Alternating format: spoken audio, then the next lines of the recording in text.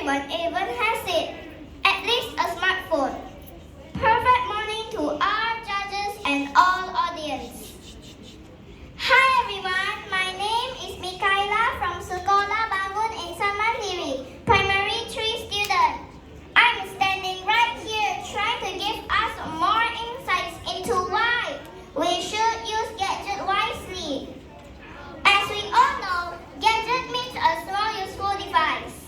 Today, I will talk about a more specific device, which is a smartphone. Smartphones help us a lot, especially in getting connected, for example, to social media. However, whether you realize it or not, linking to social media connects us to our smartphones way more than we can imagine. I have this question for us. What if we spend too much time on social media? Social media helps us to stay connected with friends and families, access educational information, learn about what's going on to the world, and much more.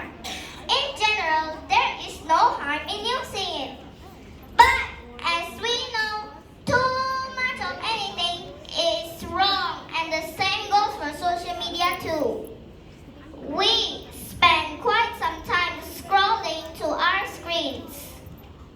According to some studies, in 2022, an internet user spends 6 hours and 53 minutes online daily. So, it won't be wrong to say that people are getting addicted to it the same way people get addicted to alcohol, cigarettes, or drugs. But how is that possible? Well, it's because just like any other addiction, most social media sites are designed to have the same addictive effects on our brains by triggering the brain's reward system to release dopamine, the feel-good chemical you get for doing things you like. Dopamine is good, but the bad news is when we start to perform the same thing repetitively, they actually becomes less exciting and the brain reduces the level of dopamine.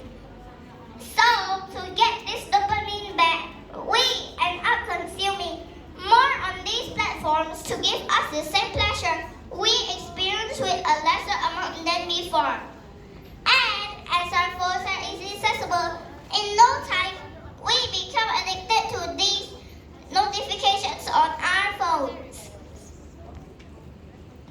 But the major problem with all this is that dopamine deficit states can feel similar to depression and anxiety that could harm our professional, social, and academic life. We get used to stopping whatever we do to check our phones. Don't you ever feel like this too? Because of all this, cyberbullying, privacy issues, feeling inferior, and coming across inappropriate content can also have a harsh effect on us, which makes us wonder what can we do to avoid getting addicted to it. Well, the first and foremost thing is to actively create a no screen time in your schedule when you are not on any screen, as a great brain break is good. Secondly, while doing an extra important task like homework, try to get in the habit of putting your phone far away from you with your notifications off. Thirdly, spend quality time with friends, families, and with your hobbies. And most importantly, do not share any personal information like your address, phone number, or school name with strangers. Also, not to use technology to hurt anyone else through bullying or gossip. Soon, you'll discover countless benefits of living in the real world.